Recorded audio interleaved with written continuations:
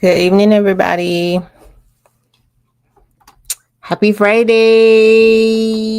Happy Friday. Happy Friday. Happy Friday. All right. Welcome to module 3 of ADHD Nutrition and Wellness. We are live on TikTok and YouTube. And the YouTube link is in the Facebook group. So if you are in my ADHD Nutrition and Wellness Facebook group, you can view the live there as well. Welcome. Come on in if you are interested in tonight's class, ADHD Nutrition and Wellness. We are discussing foods that are good for ADHD brains this week. I'm going to give a second for people to come in. Thank you for joining the live. I appreciate it. Thank you for coming in. I'll make sure everything is working.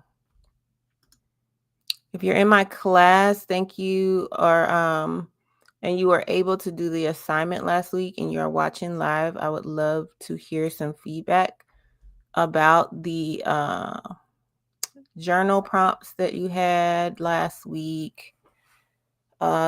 Thinking about like food cravings and how to deal with that. If you were able to do that, what was the experience like? Why is this not showing? Oop.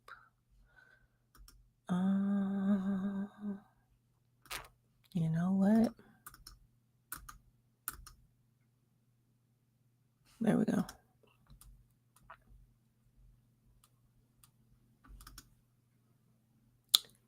All right. Like we are live. Okay, everybody. So if you are new or just in, my name is Alexis. I'm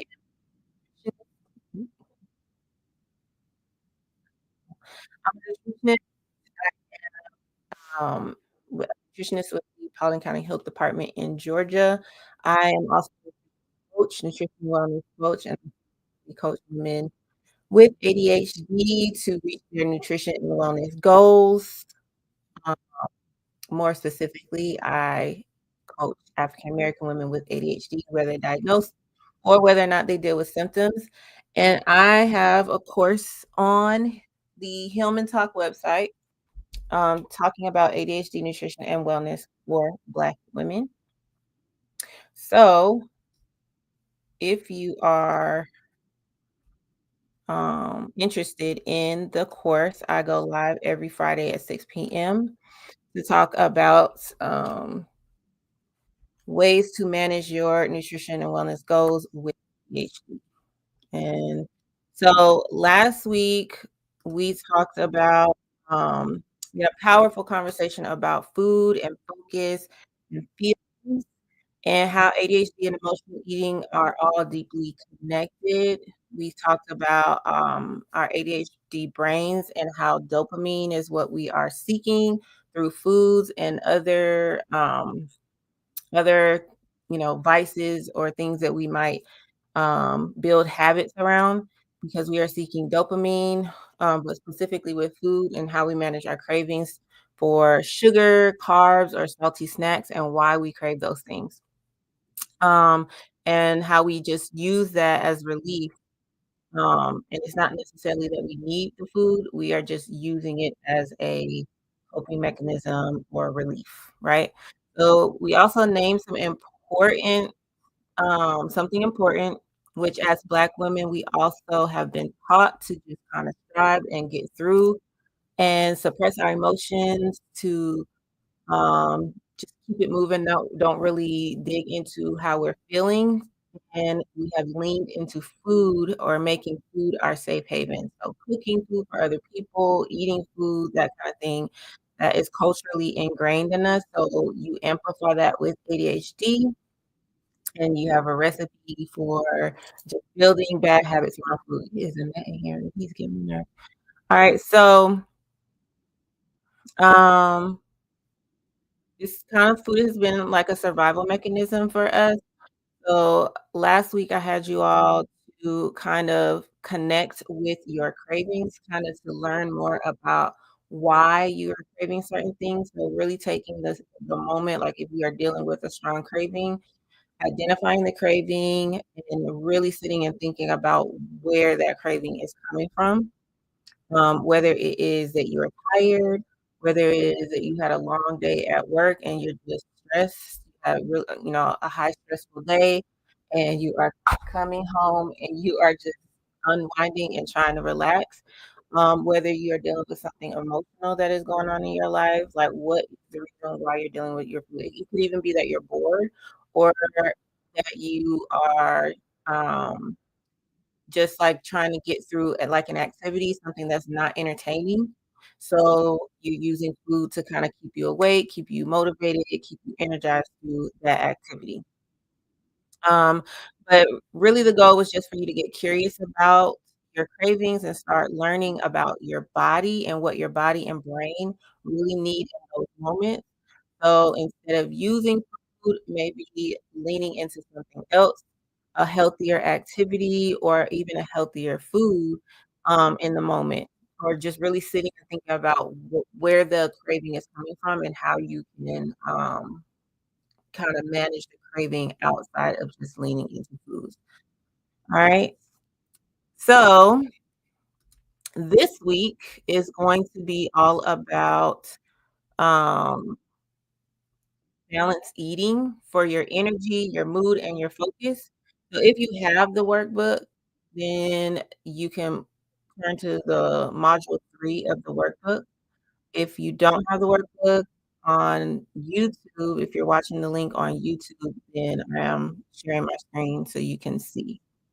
But this week we're kinda shifting gears from cravings and emotional eating and talking about, um fueling your brain and your body in a way that helps you to function versus using food as a coping mechanism. So, not necessarily talking about clean eating or restricting foods or counting calories or counting macros, but helping you understand that the connection between what you eat and how you feel, especially when your energy, your mood, and your focus are kinda all over the place with ADHD, just kinda learning about how to use food in a more healthier way, if that makes sense.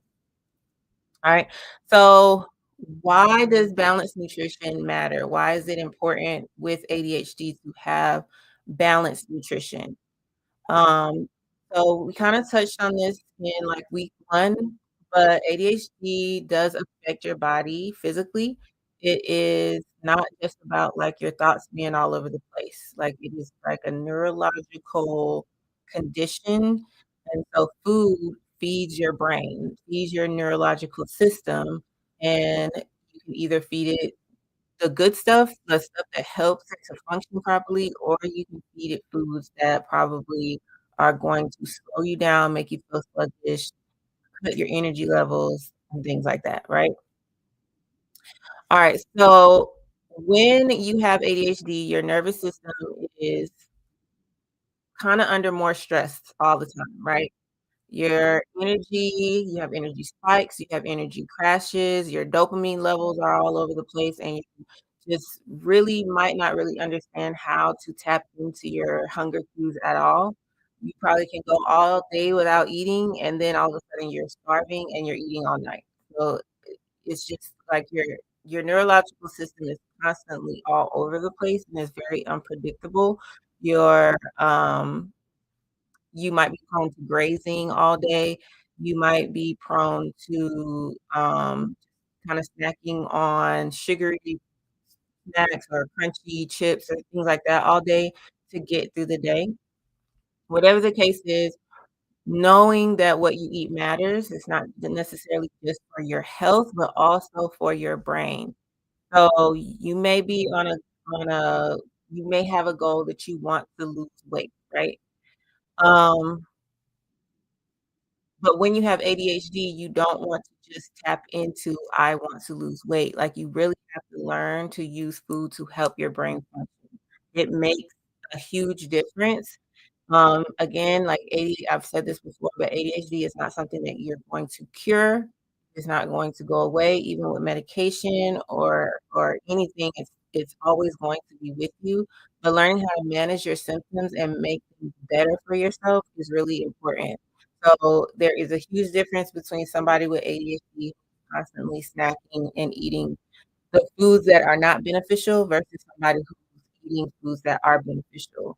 Both people will still have ADHD symptoms, but one person is functioning at their best and the other person is not. So that is the difference, and that's why food is so important, right? All right. So what you eat matters not necessarily for just your health, but also for your brain function. And protein is a key ingredient for regulating your dopamine. So, dopamine, your focus, and your motivation, protein-rich foods are gonna help with regulating that. Your fiber-rich carbs are also good because they help to keep your blood sugar level or stable. So, something that is not good for people with ADHD, not good for anybody, but especially if you have ADHD is, when you have sugar spikes, right? And usually that happens when you eat a meal that is high in processed carbs, your sugar is going to spike and then comes the crash. So, we already, have dopamine spikes and dips and all that stuff. When you add sugary processed foods to that, you are constantly spiking and dipping and high in energy, then low in energy, and it's not good for focus, not it causes brain fog, and you're just tired, and so understanding how foods can keep those spikes kinda level is important. Your protein and your fiber-rich carbs, not processed carbs, but your fiber-rich carbs. That helps to keep your blood sugar stable and prevent those mood swings and energy crashes, right? And then you have your healthy fats. Healthy fats support your brain, your hormones, keeping you full, keeping you satisfied. So those are the 3 key ingredients to building your healthy plate, right? Key ingredients. So, let me scroll on. Mm, my workbook.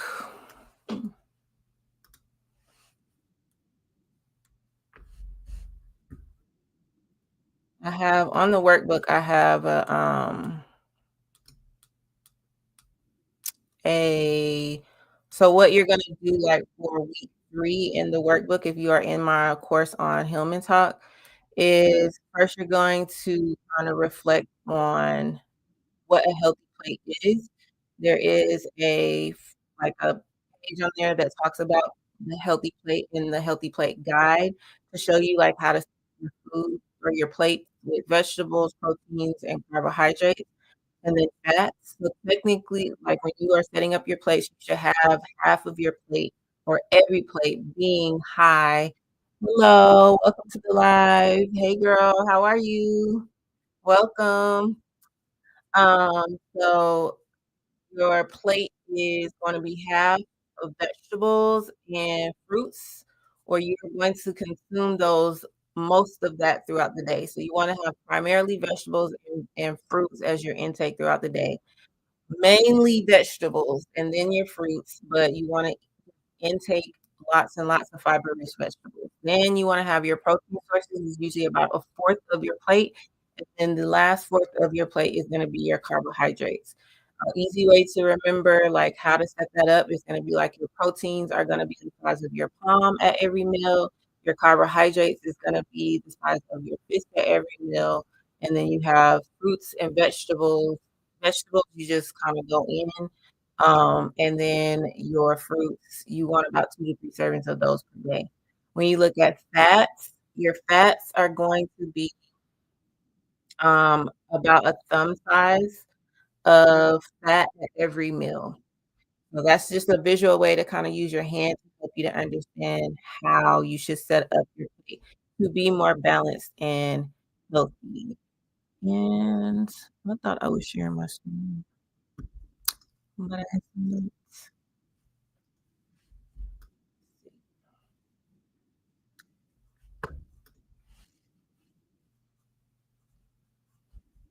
let me see.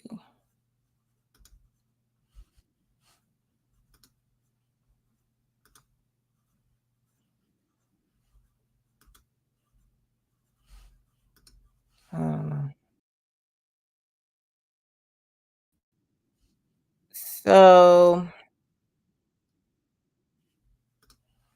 sorry, y'all. I'm trying to figure out how to share my screen on YouTube. Everybody can see. If you're watching on YouTube, thank you for your patience. Thank you for tuning in. This is not okay. Share screen.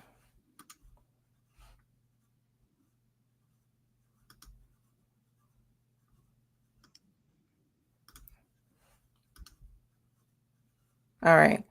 So if you are watching on YouTube, this is what the workbook looks like. So that first page, you'll see where it says Module 3. And then this is the healthy plate guide. So that kind of helps you to learn how to set up your plate. And then foods are also very important. You just make sure you're drinking a lot of water. Water is important for your brain function also. Our bodies are made up of primarily water. So if you are not drinking enough, you are not functioning at top level. That's just period point blank. You just need to drink more water. All right. So that is basically how a healthy plate is set up. Um, so, example of a balanced meal throughout the day might be you have some tofu or some meat or some eggs at breakfast with a fiber-rich carb which would be like a whole grain piece of bread, maybe a bagel or some fruit or some oats or even a sweet potato. And then a healthy fat is, of course, like your avocado, seeds, and then your healthy oil. So olive oil, avocado oils, all of those things are healthy plates, right? You don't have to get all creative with this. When it comes to us with ADHD, like when you start adding too many components, it becomes overwhelming. So keep it simple. Literally, like in the morning, I do a protein shake, or I might do a whole grain bagel with spinach and eggs that has all the components of everything I need, and it's simple to put together, and I don't have to like really think about what I'm gonna eat. So keeping it consistent, finding something that you really enjoy eating, and then staying consistent with whatever that is, right? So it doesn't have to be pretty, it doesn't have to be a full blown out meal. Just keep it simple. Smoothies, wraps, um, protein boxes, like those little snack boxes where you get like the protein and like maybe some fruit. Real simple. You can make your own at home, things like that. So just doing little simple meals like that. All right. Some common ADHD eating patterns, like in real life with ADHD, is skipping breakfast and then crashing by 2 o'clock PM. That is definitely my story. Usually, I might even be able to push it past 2 o'clock, but by the time I'm getting off work, I'm literally like, "Okay, where can I stop to get me something to eat?" Like, can I stop at Chick-fil-A? Can I stop at Taco Bell? Like, where can I stop to get something to eat? Because I'm starving because I haven't ate all day long. So, I noticed when I have my protein shake in the morning, and then I've had, like, my snacks throughout the day, and I eat a healthy, balanced lunch, I don't stop at fast food restaurants when I get off of work. That is something that I noticed. So really, like, understanding and taking inventory of, like, how your body is feeling when you get off work and understanding why you do the things that you do. For me, if I don't eat a heal or have a healthy breakfast and I don't have healthy snacks throughout the day, and I skip lunch, then more than likely, I'm gonna stop somewhere on the way home to get me, like, a large fry and a small milkshake from Chick-fil-A or, a bean burrito from Taco Bell and some cinnamon twists or something like that, and then those are not healthy options. So and then that sets off, like, the snacking because it's empty carbs. When you eat empty carbs, you tend to want more. You've given your brain that, like, dopamine hit. You've given your body that sugar rush, and then you're on the hunt for more stuff because you've gone all day without eating. So, Angela says, "I try to have a small breakfast in the morning." Excellent. Very good to have something. Something is better than nothing. Um, for us coffee drinkers, like, coffee is an appetite suppressant. So, we might have coffee and then not eat anything else for the next 4 or 5 hours or more, right? Or this has never been my case 'cause I never really liked sugary sweet coffee. I've always liked, like, unless it was a caramel macchiato from Starbucks, but I haven't had those in a very long time.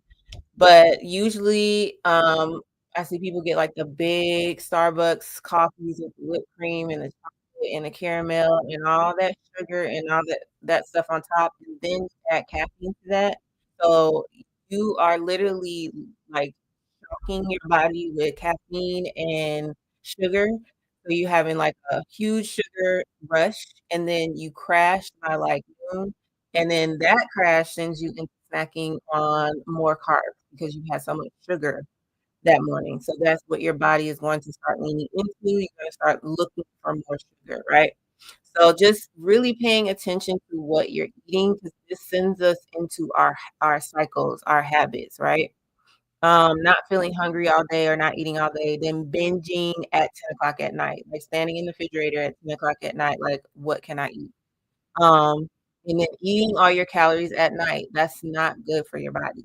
That's how you gain weight. There are studies that show that eating before 5 o'clock, um, like eating not well, before 7 o'clock, eating all of your meals or calories before 7 o'clock is better for you.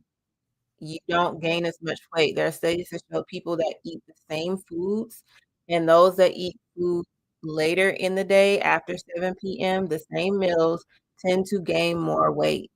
So, this is how our body works. We have, like, what's called a circadian rhythm. So, when the sun is up, your body is awake. Your body is ready to do all the things. It's ready to digest and process the foods that you're eating because it's daytime. That's what we're supposed to do during the day.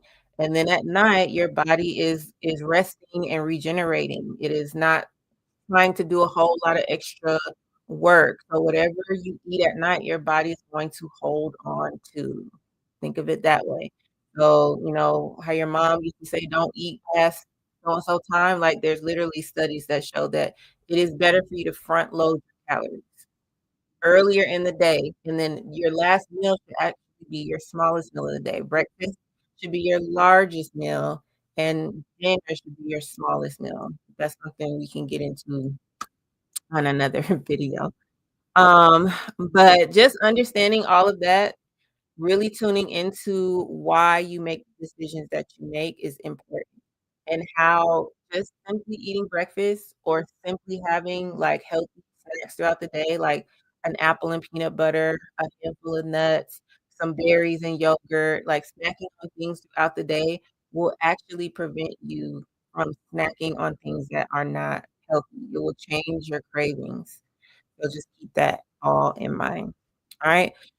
So you're not broken, you just have to understand your patterns, and why they happen. Are you overwhelmed? Are you distracted? Are you disconnected from your body's signals and cues? How do you reconnect to your body? Alright? So I also wanna touch on being culturally rooted in our eating habits. Um, I say keep things simple, but there are times when we want our cultural foods, right? We want, like, our grits, we want our cornbread, our collard greens, we want our turkey necks, we want all the things, like, this is our cultural food, and that shouldn't be something that you are worried about cutting out of your diet because you're trying to maintain a healthy eating style, because anything can be healthy, you just have to understand how to cook it or eat it in moderation, right? Fried chicken, yes, Angela. So, like, all the things, right? You wanna be still, stay in touch with our cultural food. That's just part of who we are. So, a lot of the nutrition advice out there is not made with our cultural foods in mind, and it's not just our cultures, it's other cultures as well, but our cultural foods are not considered the healthy standard, right? When I was in school learning about nutrition, the Mediterranean diet was the healthy standard. And what's funny is a lot of even those foods, like if you go back to like the old ways or the African heritage diet, that's actually a healthy diet. So if you go back to like old, like when we first came over here to America and we brought our traditional foods here, it was healthy, but we had to learn to kinda switch things up a little bit because of the situation that we're in. So, those foods even can still be healthy, but what are you willing to do to make it healthy? And if you're not willing to change it, if banana pudding is your like, for me, I don't wanna change banana pudding to something healthy, like, I don't if Imma eat banana pudding, Imma eat banana pudding. So, am I gonna eat banana pudding every day? No. Am I gonna eat banana pudding, um, every other day? Probably not, but banana pudding might be on my rotation maybe once a month or something like that, or twice a month, just because I like banana. I like homemade banana pudding, so I'm going to fit that into my rotation, but it's not gonna be something that I indulge in on a regular basis, right? But, you don't wanna feel like you are disconnecting or not staying connected to your true self and your culture and your heritage.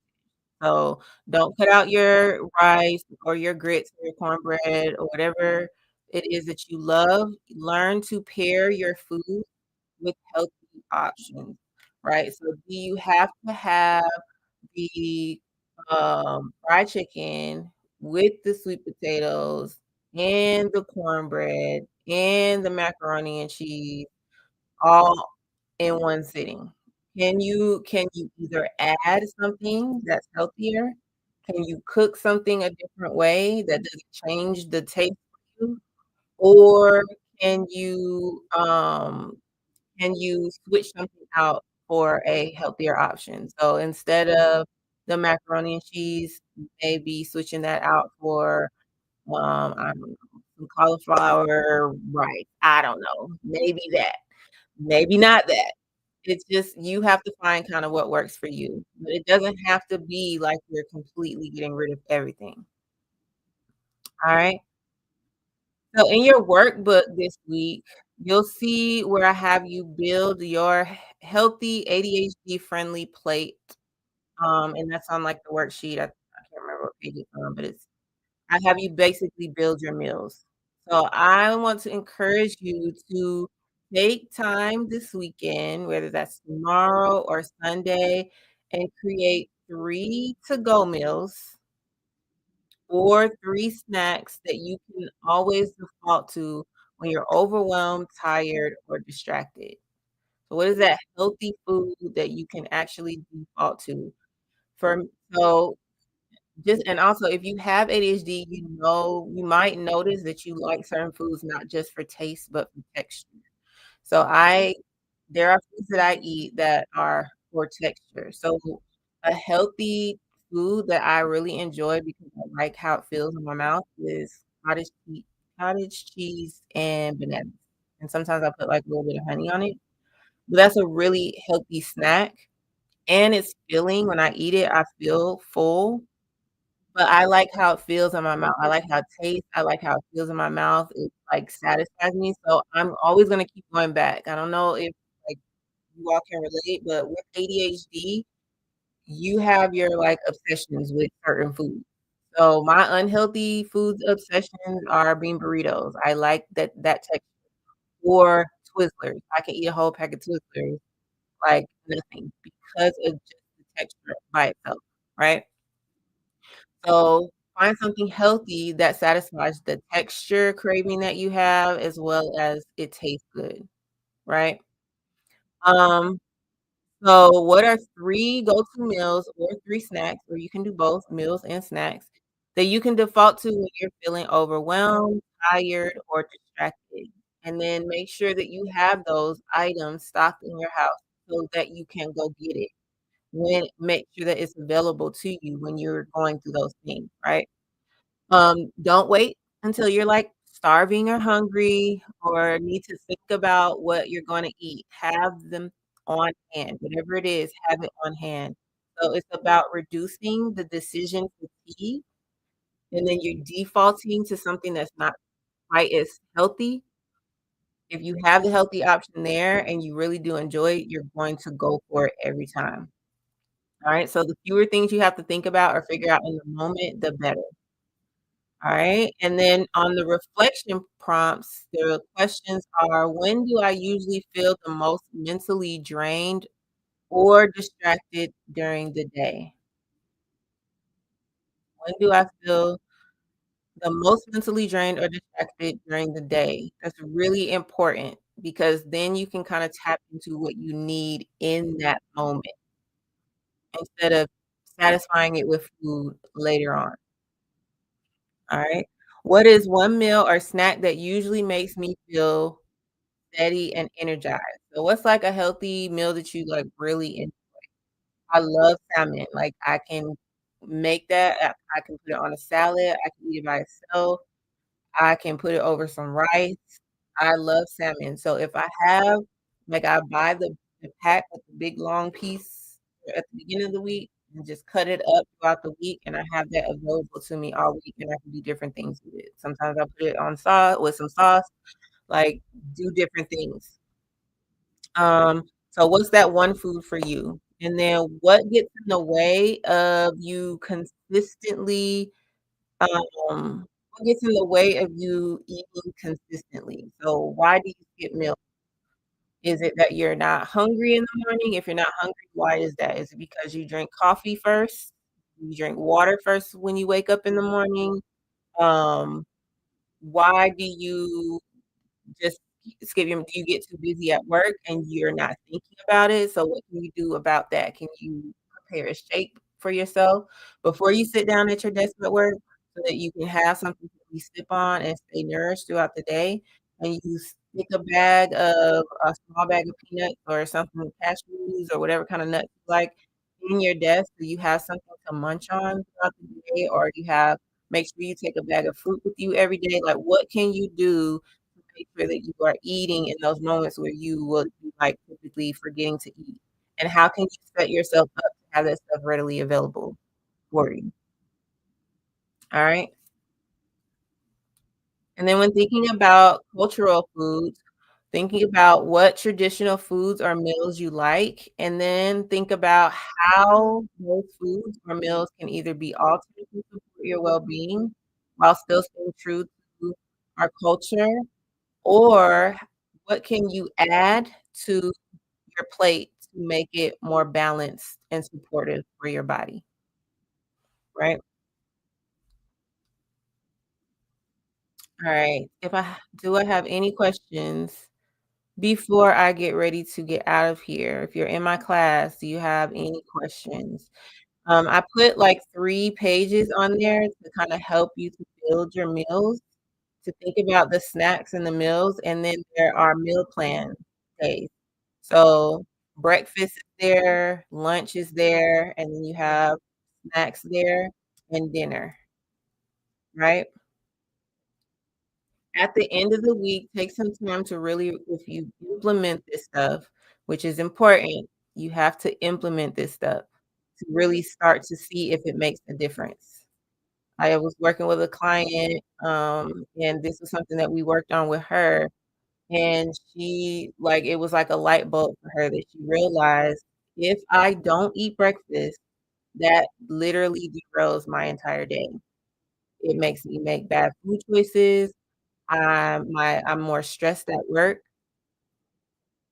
I have low energy." Literally, simply just making sure that she ate breakfast every single day was a game changer for her. So what is your game changer? And if you implement these things, what did you notice? What did you notice your energy shift? Did you notice that you don't snack as much? Did you notice that you're not as stressed throughout the day? What did you notice? Really take time to think about that and write that stuff down.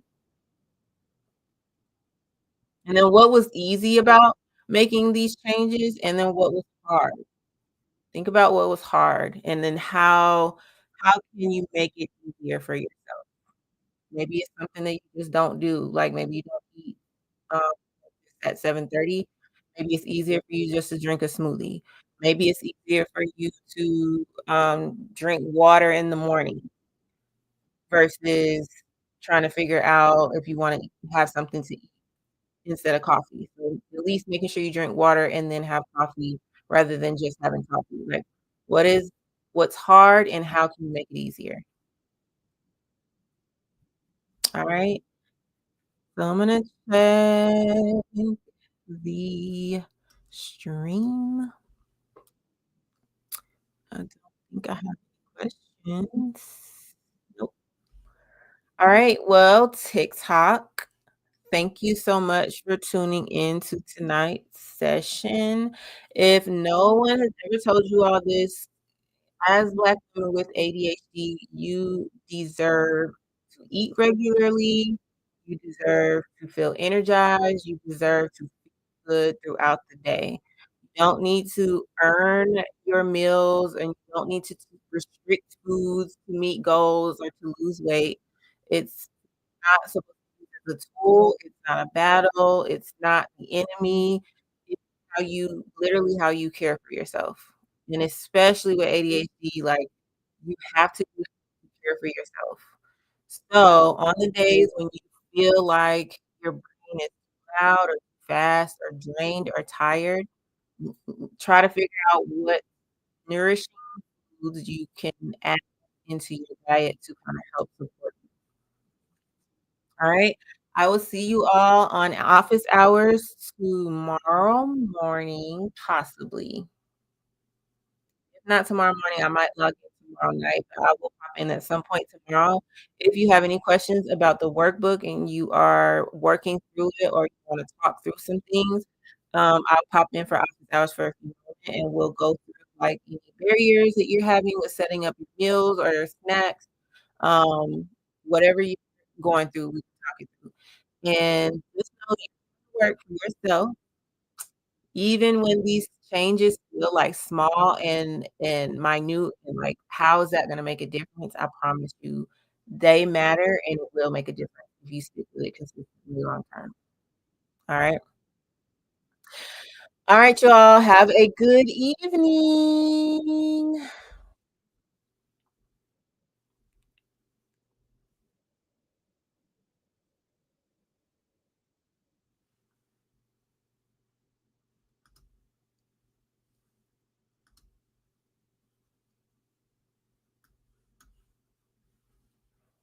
Mm.